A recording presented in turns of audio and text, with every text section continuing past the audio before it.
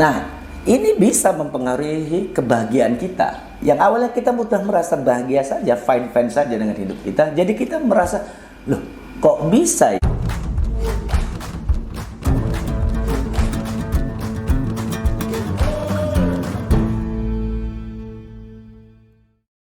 Hari yang baik dan berkah bagi kita semua. Senang bisa ketemu lagi untuk melanjutkan nih diskusi-diskusi sebelumnya tentang faktor-faktor yang membuat atau mempengaruhi kebahagiaan seseorang atau kepuasan hidup seseorang. Hari ini saya akan coba nih bahas hubungan uang atau pendapatan kita dengan kebahagiaan seseorang. Kenapa saya bahas ini? Karena apa? Tema ini atau pertanyaan ini tidak hanya menjadi atau sering jadi obrolan di warung kopi, tapi juga menjadi debat dan diskusi yang seru bagi para ekonom. Jadi sejak pertengahan 1990-an ya, hingga sekarang pertanyaan faktor yang bikin orang bahagia itu semakin booming di kalangan para ekonom. Tentunya dengan menggunakan pendekatan dan teori-teori ekonomi gitu. Nah, menariknya nih, para ekonom terbagi dalam dua kelompok terhadap isu ini. Kelompok pertama itu percaya bahwa uang dapat membeli kebahagiaan. Mereka nggak omong kosong gitu, tapi berdasarkan hasil penelitian yang menunjukkan hasil positif antara kepuasan hidup seseorang dengan tingkat pendapatannya. Meski ya kadang mereka juga menyadari hubungannya tidak selalu linier gitu. Ekonom-ekonom yang berada dalam kelompok ini diantaranya itu Easterlin tahun 95, penelitiannya tahun 95. Kemudian Fry and Stadzer, penelitiannya tahun 2000. Kemudian ada Ditela et al. Dengan penelitian tahun 2007, Winkelmann tahun 98, Raffalion and Loxin 2001, Ferrer e Carbonell dan Pfister tahun 2004, kemudian Ferrer e Carbonell melanjutkan pada tahun 2005, Clark et al. Pada tahun 2005 juga, kemudian Gardner and Oswald tahun 2006 dan Fristel et al. Pada 2004 dan 2006. Kelompok pertama ini mendapat debat yang seru juga dari ekonom lainnya, yaitu ekonom kelompok kedua yang percaya bahwa duit itu nggak bisa beli kebahagiaan. Kalaupun ada, hubungannya sangat lemah menurut mereka.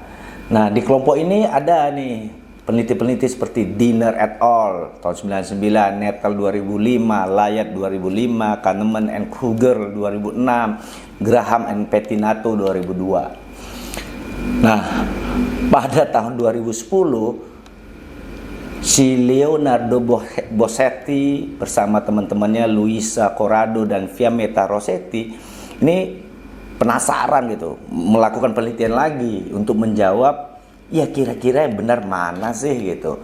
Benar nggak sih uang itu bisa membeli kebahagiaan atau tidak gitu.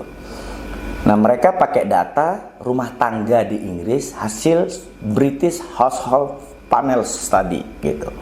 Nah, dari hasil penelitian tersebut mereka mendapatkan atau menunjukkan bahwa sebagian besar individu itu masuk kategori tipe Easterling, di mana benar perubahan pendapatan akan mempengaruhi tingkat kebahagiaan hidup. Meski ya hubungannya positif tapi sangat lemah gitu. Nah, apa itu tipe Easterling? Silakan teman-teman tonton video sebelumnya berjudul Ekonom Mencari Bahagia. Hasil lainnya dari penelitian tersebut adalah menunjukkan bahwa sebagian kecil atau sekitar 2% orang yang punya prestasi tapi dia frustasi, itu yang punya pendapat, ada kaitan antara perubahan pendapatannya dengan kepuasan hidupnya. Namun meski hubungan tersebut signifikan secara negatif, tapi hubungannya lemah. Probabilitas yang masuk kategori tersebut menurut penelitian ini adalah orang-orang yang memiliki korelasi positif itu berasal dari kelompok-kelompok terkait status perceraian. Sementara yang korelasinya negatif itu dikaitkan dengan tingkat pendidikan. Jadi kalau tingkat pendidikan berbeda itu korelasinya bisa negatif. Kemudian pendapatan pribadinya dan pendapatan relatif. termasuk lokasi geografis juga memberi pengaruh, korelasinya menjadi negatif kalau dikaitkan ya. Kalau dikaitkan dengan tingkat pendidikan, pendapatan pribadi dan pendapatan relatif, kemudian letak di mana domisili dia bertinggal, itu korelasi itu akan memberi pengaruh menurut penelitian ini. Secara keseluruhan sih penelitian mereka ini menurut saya dapat ditarik kesimpulan bahwa karena yang mereka teliti ini kan rumah tangga di Inggris ya gitu. Dan sementara kalau kita lihat pendapatan per kapita di Inggris itu relatif udah tinggi. Jadi hampir semua individu menurut saya itu nggak terlalu sensitif terhadap perubahan pendapatan. Karena dapat dianggap penelitian ini berada di bagian datar lah antara hubungan kepuasan hidup dan pendapatan yang cekung. Jadi kalau secara teori kan hubungan pendapatan dan kepuasan hidup tuh berbentuk cekung gitu, atau bahasa ininya concave gitu. Nah, jadi menurut saya penelitiannya tidak salah, benar, tapi karena sifatnya responden atau survei rumah tangganya ada di Inggris, di mana tingkat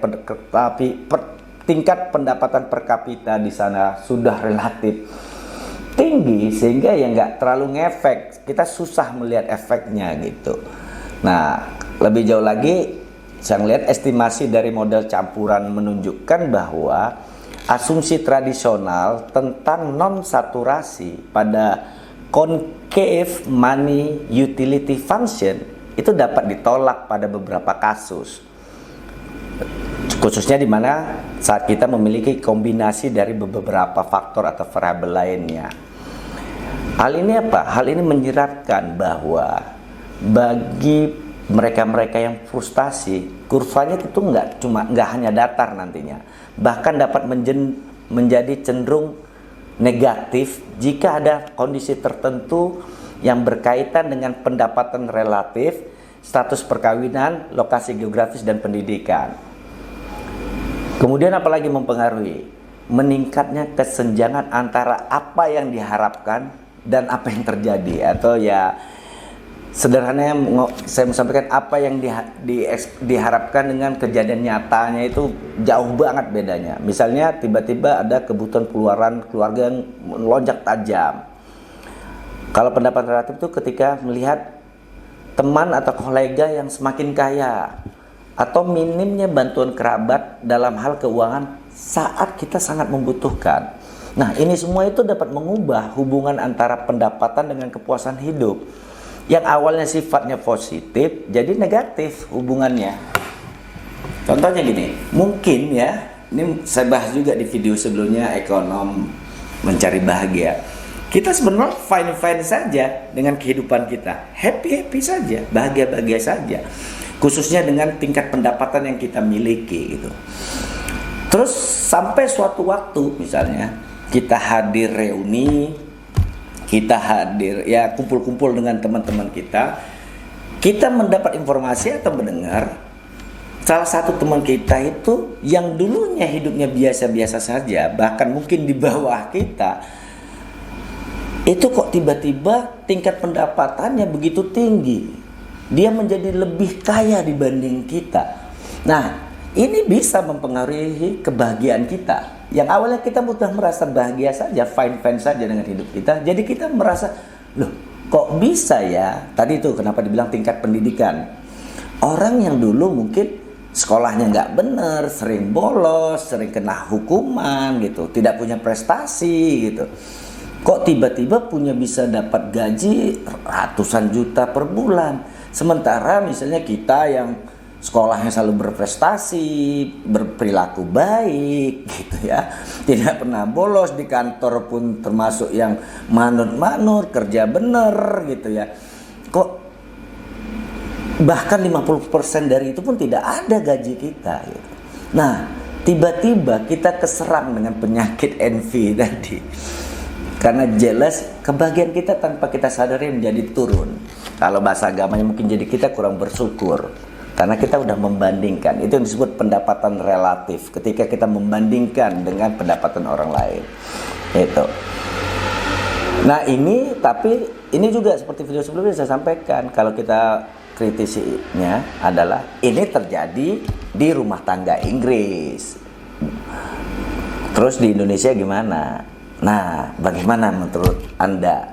Apakah di Indonesia uang itu berhubungan positif dengan kebahagiaan orang? Atau uang tidak berhubungan positif dengan kebahagiaan seseorang? Sederhananya gini deh, saya mau nanya. Apakah menurut teman-teman uang, duit dapat membeli kebahagiaan? Komen ya. Sampai jumpa.